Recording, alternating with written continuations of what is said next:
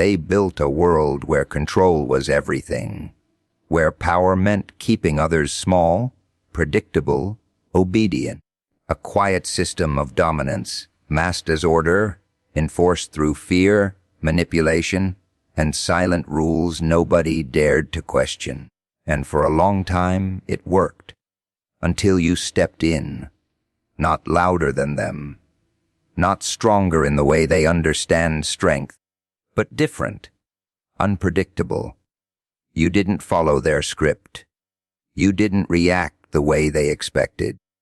You saw through the illusion, and once you saw it, you couldn't unsee it. That's when everything broke. Their confidence cracked, their influence weakened, because the moment one person refuses to play along, the entire structure starts trembling. And now they don't confront you. They don't challenge you. They don't even acknowledge you. Because your existence alone exposes everything they tried to hide. Fear was never an accident in their world.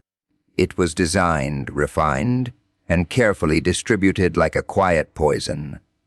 Not loud enough to spark rebellion, but strong enough to keep people in line.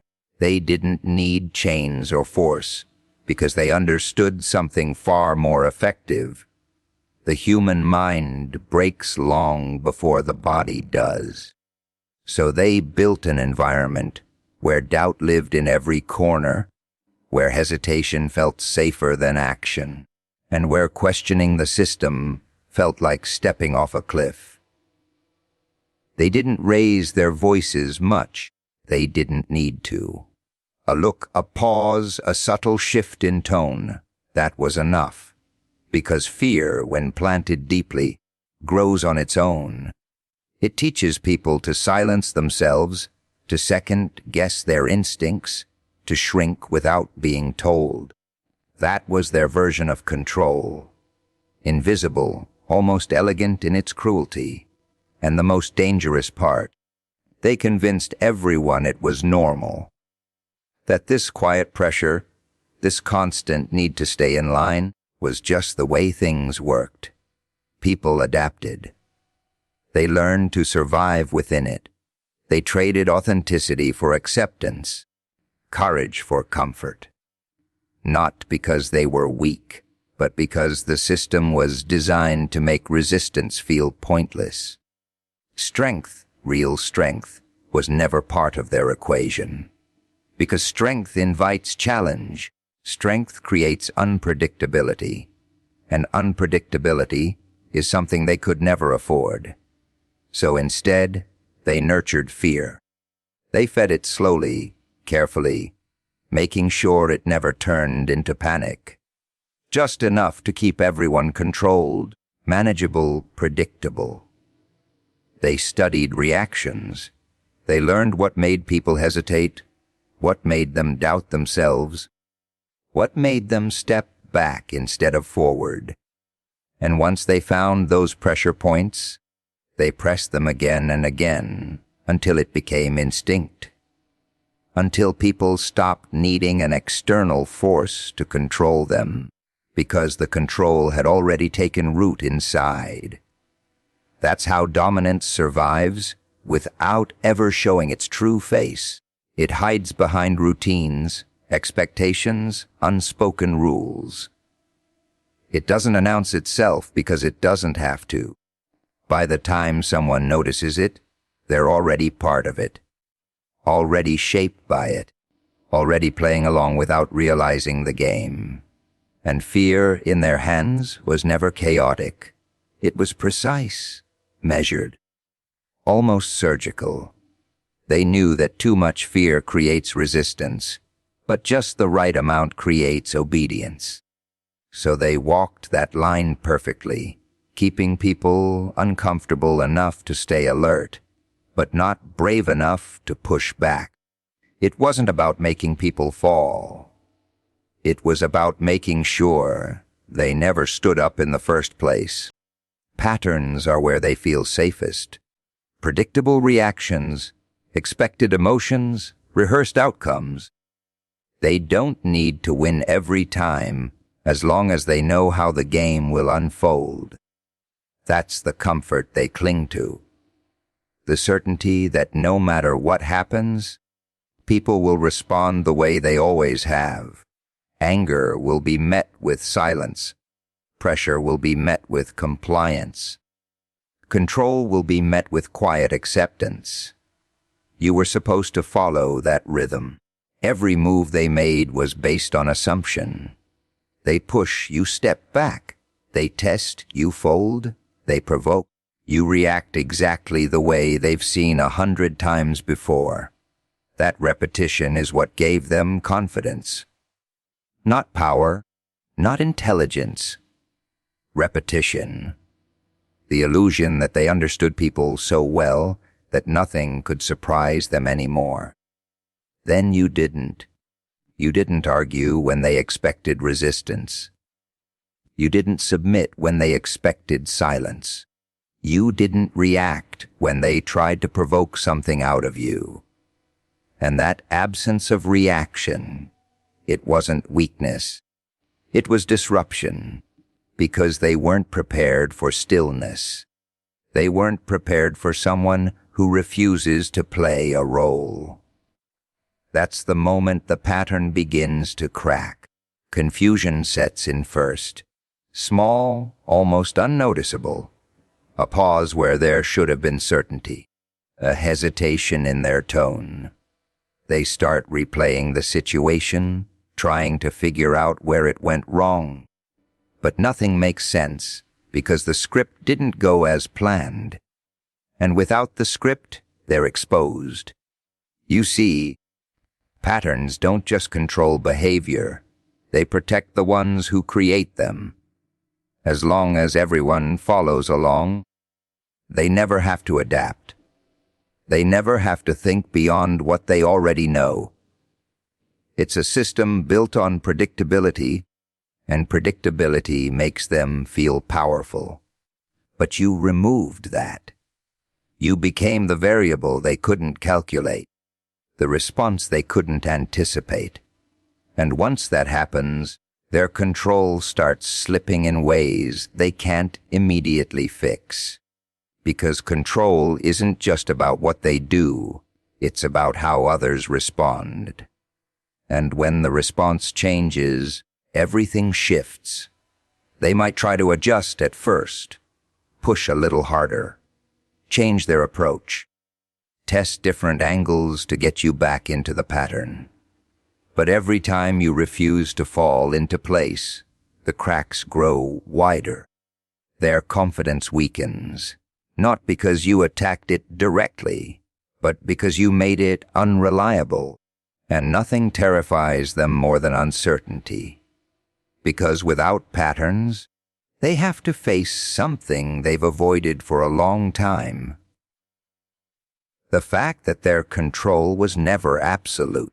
It was conditional, dependent, fragile in ways they never admitted, even to themselves. You didn't overpower them. You didn't outplay them in the way they understand winning. You simply stopped being predictable, and in a system built entirely on expectation, that alone is enough to make everything start falling apart. Silence was never supposed to belong to you. In their world, silence was a tool they used, not something you were meant to control. It was meant to suppress, to corner, to make others feel small under its weight. When they went quiet, it carried meaning, disapproval, pressure, a warning without words. And most people understood that language instinctively. They rushed to fill the void, to explain themselves, to ease the tension.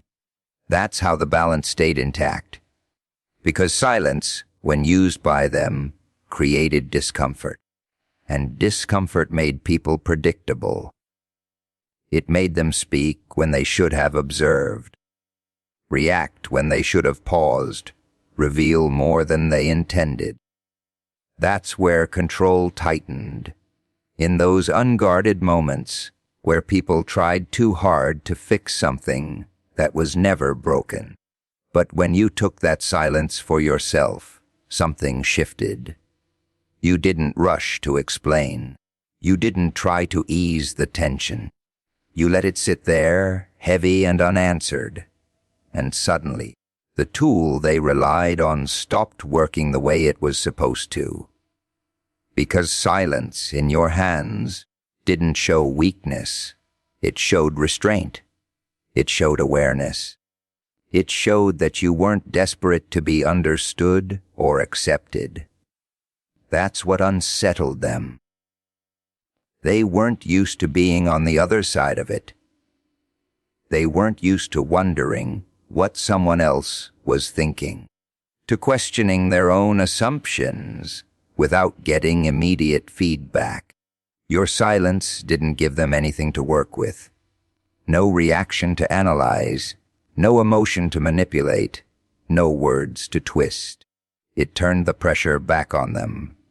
Now they were the ones filling the gaps, overthinking small details, replaying interactions, trying to interpret something that wasn't meant to be explained. And the more they tried to understand it, the more uncertain they became. Because silence, when it's intentional, forces people to face their own thoughts without distraction. That's a space they never prepared for.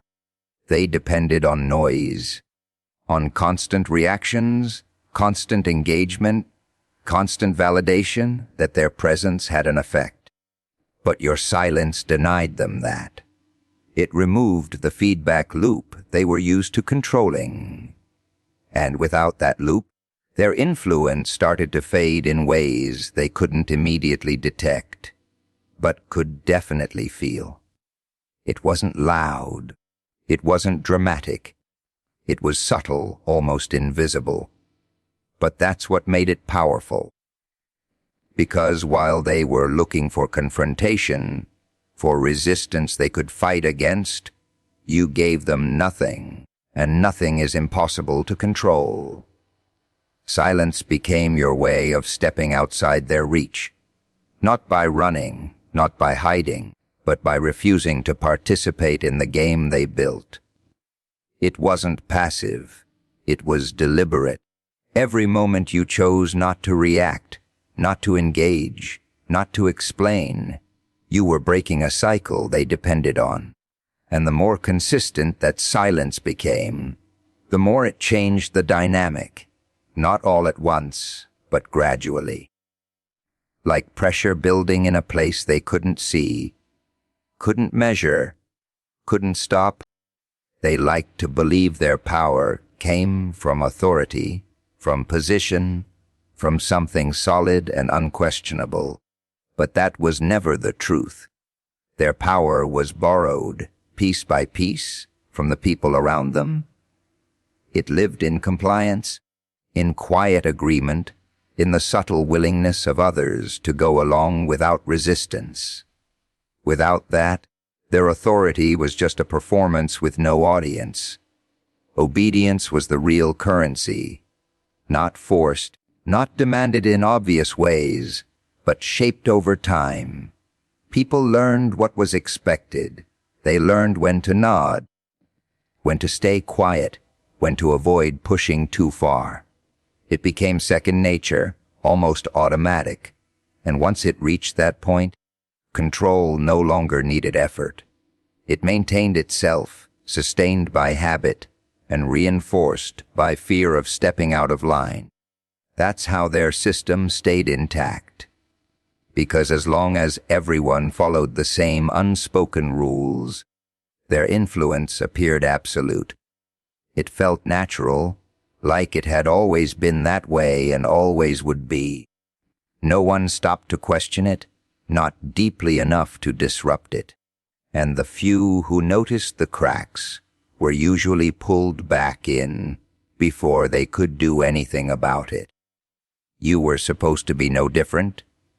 Another part of the structure. Another predictable response. Another quiet agreement that kept everything running smoothly. They didn't need to watch you closely. because they assumed you'd follow the same path as everyone else. That assumption was their blind spot, because the moment obedience disappears, even slightly, everything starts to shift, not loudly, not in a way that immediately draws attention, but in small, almost invisible ways. A hesitation where there used to be certainty, a refusal where there used to be compliance, and those small changes begin to add up, creating tension in a system that relies on consistency. They feel it before they understand it. Something isn't aligning the way it should. The responses aren't matching the expectations. The flow is interrupted, just enough to make them uneasy, and that uneasiness grows because they can't directly point to the cause. It's not open rebellion, not something they can confront or suppress easily. It's quieter than that. It's the absence of obedience, and absence is difficult to control. They might try to reassert themselves. Subtle reminders, indirect pressure, attempts to guide things back into place. But those methods only work when there's something to influence, when someone is still engaged, still responsive, still playing a role within the system. Once that connection weakens, their reach weakens with it. Because control isn't just about giving direction. It's about receiving a response. And when that response changes, becomes inconsistent or disappears entirely, their influence starts to lose its foundation. They can't force obedience the way they could before, not without exposing the truth behind their power. And that's something they avoid at all costs. Because once it becomes visible, once people see that it was never as strong as it appeared, it risks unraveling completely. So they rely on what worked before, repeating the same patterns, applying the same pressure, expecting the same results. But those results don't come as easily anymore. The system starts to strain under its own weight, held together by something that is no longer fully there. And all of it traces back to a simple shift. The moment you stopped giving them what they needed most to survive, exposure was never part of the plan. Their system relied on staying just out of focus, existing in a space where people could feel it, but never quite define it. Because the moment something is clearly seen, it can be questioned. And the moment it's questioned, it begins to lose its grip. So they kept everything subtle, layered, just complex enough to avoid direct confrontation. They didn't need to hide completely. Just enough to make people doubt their own instincts. Enough to make them second guess what they were noticing. Because uncertainty is a powerful shield. When people aren't sure what they're looking at, they hesitate. And hesitation keeps the system safe. That's how the illusion held together. It wasn't built on something solid. It was built on perception, on the idea that everything was under control, that every reaction, every outcome, every dynamic was intentional and unshakable. And as long as that perception remained intact, no one dared to look deeper. You didn't try to expose anything. That's what makes it dangerous. You didn't stand up and point fingers. You didn't announce flaws or challenge them directly. You simply saw things for what they were and responded differently. And that quiet shift, that subtle change in awareness, did something they couldn't anticipate. It made the illusion visible without ever naming it. Because once someone sees clearly, they move differently. Your reactions didn't match the narrative anymore. You didn't treat their authority as absolute. You didn't respond to pressure as if it held the same weight, and that contrast created something uncomfortable, something they couldn't easily dismiss. It created reflection, not just for them, but for anyone paying attention. Because when one person steps outside the illusion, it creates a reference point, a comparison. Others might not fully understand it, but they can feel that something is off. That maybe the system isn't as solid as it appears. And that's where the real disruption begins. They can handle resistance. They can deal with conflict. Those are visible, direct, something they know how to respond to. But exposure without confrontation is different. It doesn't give them anything to fight against. It doesn't provide a clear target to shut down or isolate. It just exists, quiet, undeniable, and increasingly difficult to ignore. They start noticing the shifts, the way interactions change around you, the way their usual tactics don't land the same way anymore, the way control feels slightly out of reach, like something slipping through their fingers, no matter how tightly they try to hold on. And the more they try to regain that control, the more visible the cracks become. Because control, when forced, stops looking natural. It starts revealing effort, intention, even desperation. And that's the opposite of what they built their image on. They depended on things appearing effortless, unquestioned, automatic. Now it feels strained. All because you didn't play along. You didn't expose them with words or actions meant to tear things down. You exposed them by simply not reinforcing the illusion they depended on, by not reacting the way they needed you to, by not validating what they presented as reality. And without that validation, the illusion doesn't disappear instantly. It lingers unstable, weakened, waiting for someone else to notice what you already did. Avoidance is never random. It looks like distance, like indifference, like silence from their side.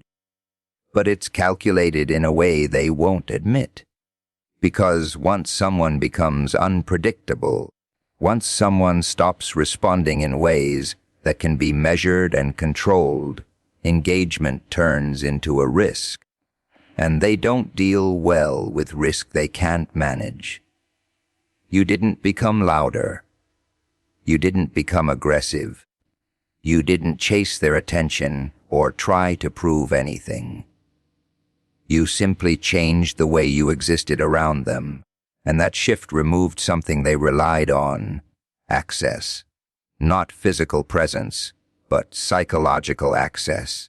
The ability to read you, to anticipate you, to influence you.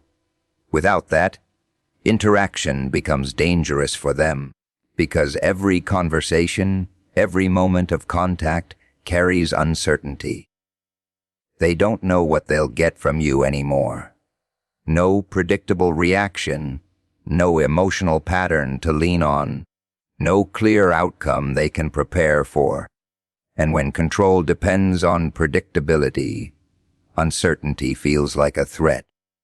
So they step back, not because they've lost completely, not because they understand exactly what happened, but because something no longer feels safe in the way it used to.